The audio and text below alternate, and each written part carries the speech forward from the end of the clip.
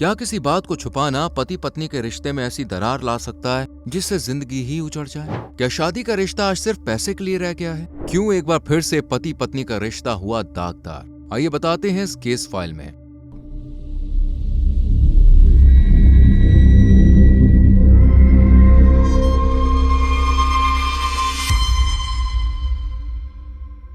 दोस्तों, इस case file की शुरुआत होती है उत्तर प्रदेश के सबसे नामी ग्रामी शहरों में से एक आगरा से, जो मोहब्बत की निशानी या ताजमहल के लिए पूरी दुनिया में फेमस है।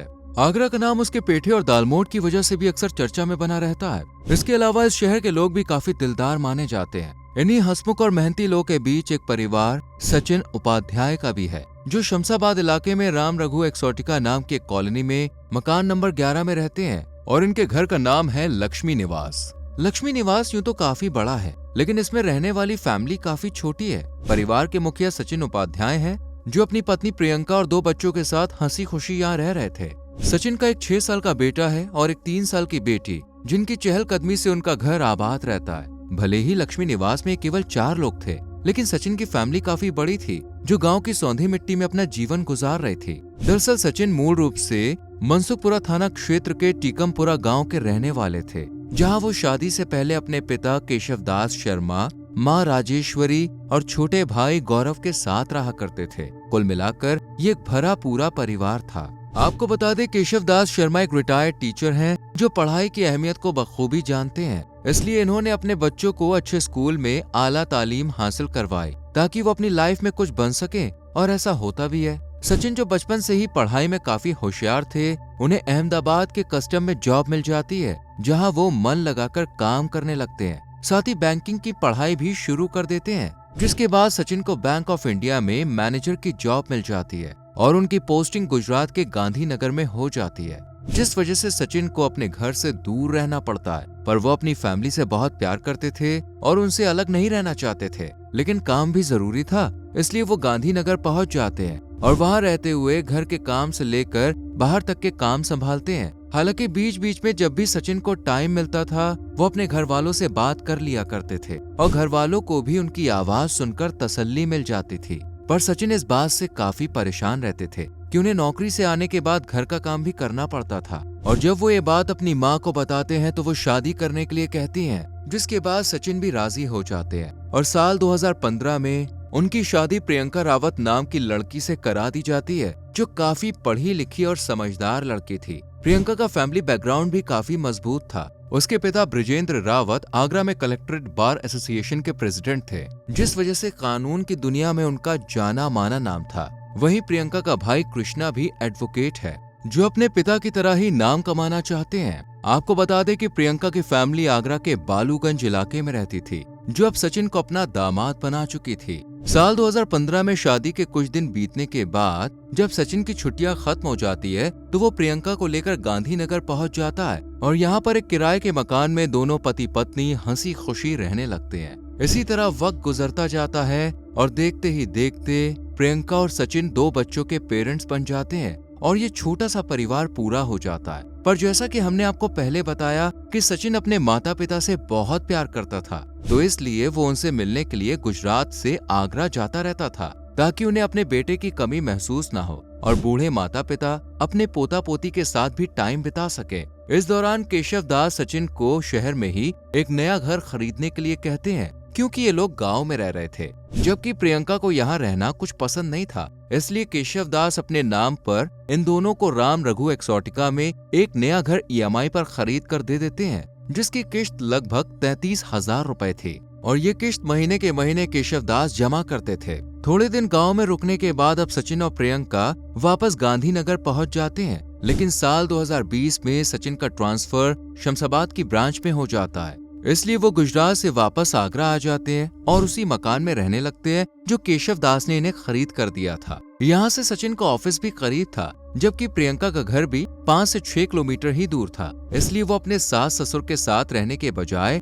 सचिन से लक्ष्मी निवास में शिफ्ट होने के लिए कहती है, जिसके बाद वो भी उसकी बात मान लेता है और ये चारों यहीं रहना शुरू कर देते हैं। इसी तरह 3 साल बीत जाते हैं और अब आता है 12 अक्टूबर साल 2023 का दिन, जो बाकी दिनों की तरह था। आज भी प्रियंका के उठने से पहले ही उसकी मेड, जो साफ सफाई का काम करती थी, वो सुबह के वक्त यहाँ आती है और अपना काम करने लगती है, जिसकी आवाज सुनकर प्रियंका की आंख खुल जाती है और वो तुरंत उठकर अपने बच्चों के रूम में जाकर उन्हें जगाती है और स्कूल के लिए तैयार करने लगती है। जबकि मेड साफ सफाई करने के बाद यहाँ से चली जाती है, वहीं प्रियंका बच्चों को स्कूल भेजकर खुद बाकी काम करने में लग जाती है। अब दोपहर का वक्त हो जाता है और खाना बनाने वाली मेड घर में आती है, जो प्रियंका से पूछती है कि दीदी आज क्या बनाना है। इस पर वो कढ़ी चावल का नाम लेती है, साथ ही 16 रोटियां बनाने के लिए कहती है। ये सुनकर मेड खाना बनाने लग जाती है। तभी प्रियंका को सचिन का ख्याल आता है, क्योंकि वो अभी तक नहीं उठा था। हालांकि आज से पहले ऐसा कभी नहीं हुआ था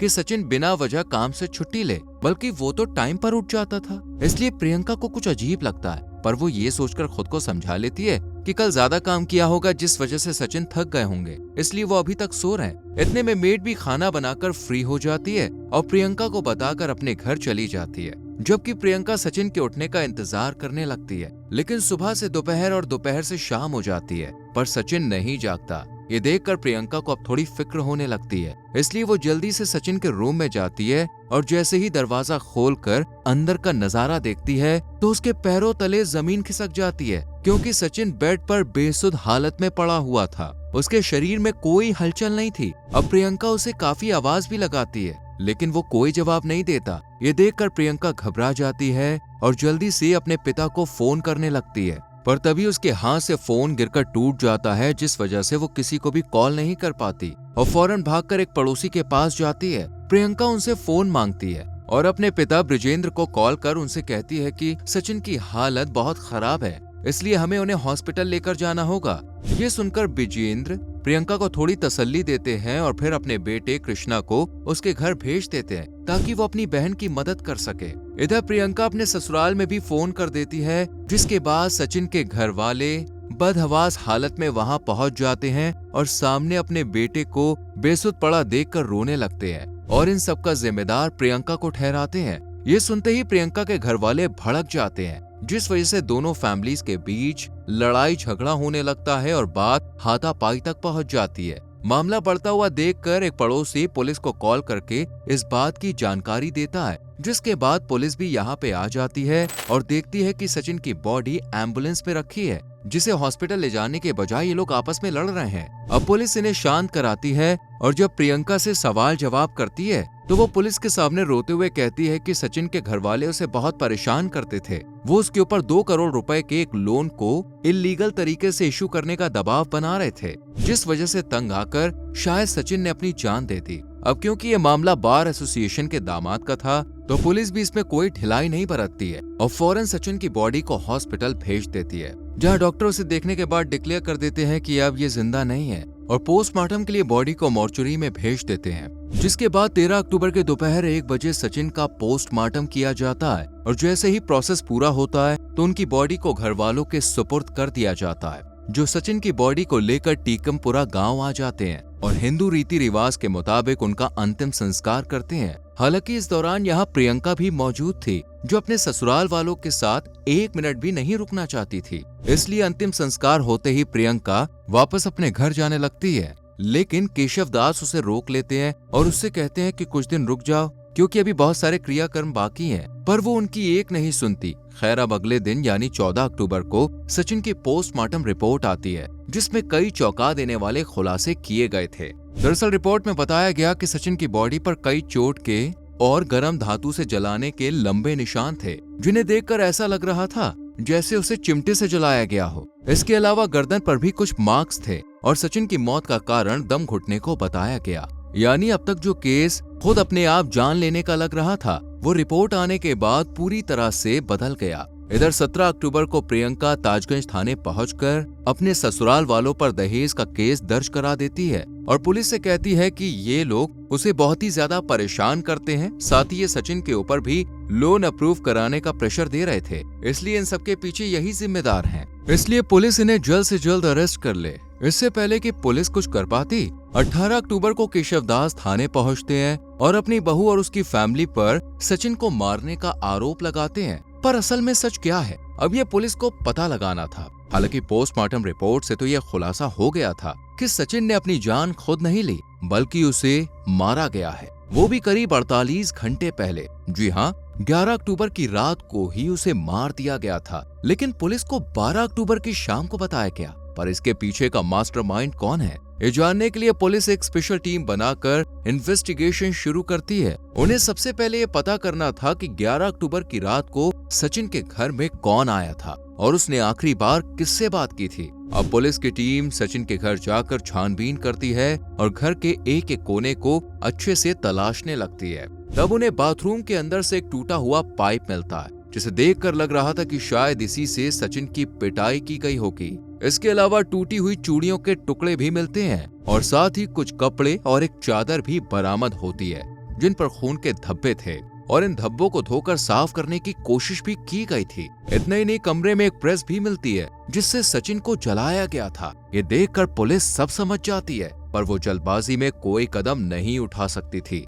क्योंकि ये मामला काफी बड़ा था। इसलिए वो प्रियंका से सवाल जवाब करने से पहले उसके घर में काम करने वाली दोनों मेड से पूछताछ करती है, जिनमें से एक पुलिस को बताती है कि 12 अक्टूबर की सुबह जब वो काम करने घर गई थी, तब प्रियंका ने उससे कहा था कि सचिन के कमरे की सफाई मत करना क्योंकि वो सो रहे हैं। इसलिए मेड बाकी कमरों का काम करके वहां से चली गई। इसके बाद दूसरी मेड ने पुलिस को बताया कि प्रियंका ने उस दिन मुझसे कड़ी चावल और 16 रोटियां बनाने के लिए कहा था, जबकि आमतौर पर वो 6 से 7 रोटियां ही बनवाती थी। लेकिन 12 अक्टूबर के दिन उसने 16 रोटियां बनवाई। ये सुनकर पुलिस के शक की सुई प्रियंका पर अटक जाती है और वो उसके खिलाफ सबूत इकट्ठे करने के लिए अब सचिन के पिता से बातचीत करती है, जो पुलिस को बताते हैं कि 11 अक्टूबर को सचिन इन लोगों से मिलने घर आया था और वो काफी परेशान लग रहा था। जब केशव दास ने उससे पूछा कि क्या बात है, तब उसने बताया कि उसका प्रियंका से झगड़ा हो गया क्योंकि वो चाहती है कि मैं अपने घर वालों से मिलना जुलना,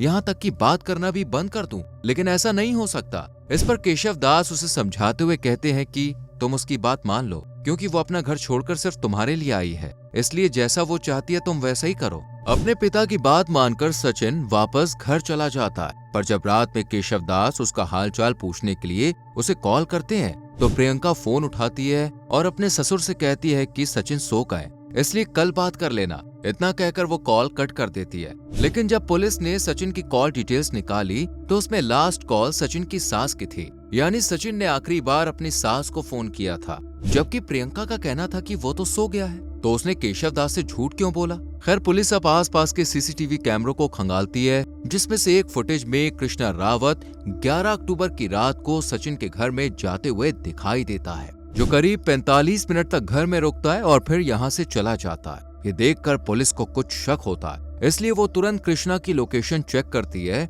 जो लक्ष्मी निवास की ही शो होती है। साथ ही टाइमिंग भी मैच कर रही थी। इसके अलावा जिस पड़ोसी से प्रियंका ने फोन लेकर अपने पिता से बात की थी, पुलिस ने जब उससे पूछताछ की तो उसने पुलिस को बताया कि प्रियंका एकदम नॉर्मल लग रही थी। उसने मुझसे फोन लेकर अपने पिता को कॉल किया और नॉर्मली बात करके वापस चली गई। इसके बाद वो एक बार फिर से मेरे पास आई और अपने पिता को फोन करके दोबारा बात की। यही बात वो दोनों मेड भी पुलिस को बताती है। प्रियंका बाकी दिनों की तरह ही नॉर्मल थी। वो जैसे बात करती है वैसे ही कर रही थी। उसे देखकर बिल्कुल नहीं लग रहा था कि उसने कुछ किया हो। खैर, अब सारे बयान लेने के बाद पुलिस प्रियंका और कृष्णा से सवाल जवाब करने उनके घर बालूगंज पहुंच जाती है, जहां जाने के बाद पुलिस को पता चलता है कि कृष्णा घर पर नहीं है, पर प्रियंका मौजूद थी, इसलिए पुलिस उसी से सच उगलवाने का फैसला करती है। लेकिन पूछताछ के दौरान ही अचानक प्रियंका की तबीयत खराब हो जाती है और उसे हॉस्पिटल में एडमिट कराया जाता है, लेकिन वो वहां से अपने पिता के साथ फरार हो जाती है।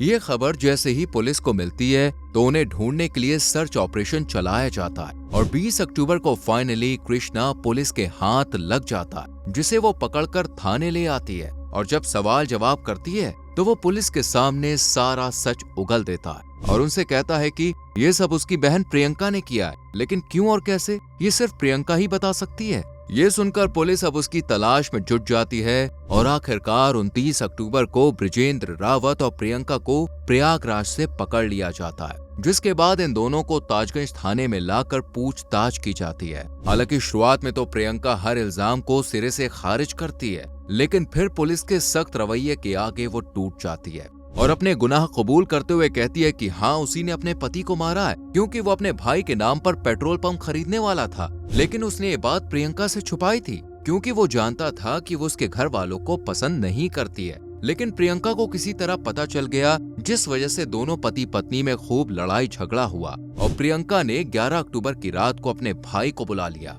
इसके बाद दोनों सचिन को खूब मारते हैं और उसे प्रेस से जलाते हैं। साथ ही एक कपड़े की मदद से उसका गला दबा देते हैं। इतना सब करने के बाद प्रियंका सचिन के फोन से अपनी माँ को फोन करके उनसे कहती है कि वो पिता से बात कराए। अब क्योंकि वो एक वकील थे तो प्रियंका को सारे सबूत मिटाने को और ऐसा नाटक करने को कहते हैं जिससे किसी को इन पर शक ना हो। और प्रियंका बिल्कुल ऐसा ही करती है। वो नौकरों से उसी तरह काम कराती है और खाना बनवाती है। लेकिन उसने 16 रोटियां क्यों बनवाई, तो उसके पीछे की सोच ये थी कि जब लोगों को सचिन के बारे में पता चलेगा तो वो उसके घर आएंगे, जिस वजह से चूल्हा नहीं जलेगा। और प्रियंका भूखी नहीं रहना चाहती थी, इसलिए उसने अपने लिए पहले ही खाने का इंतजाम करवा लिया था। खैर सारा सच अब पुलिस के सामने आ चुका था, जिसके बाद पुलिस इन तीनों को कोर्ट में पेश करती है, जहां से इन्हें जेल भेज दिया जाता है। दोस्तों, आपके मुताबिक प्रियंका को किस तरह की सजा दी जानी चाहिए? अपनी राय कमेंट सेक्शन में जरूर दें। वीडियो को लाइक और शेयर करके चैनल को सब्सक्राइब करें और बेल आइकॉन प्रेस करें, जिससे आने वाली केस फाइल्स आपसे मिस ना हो।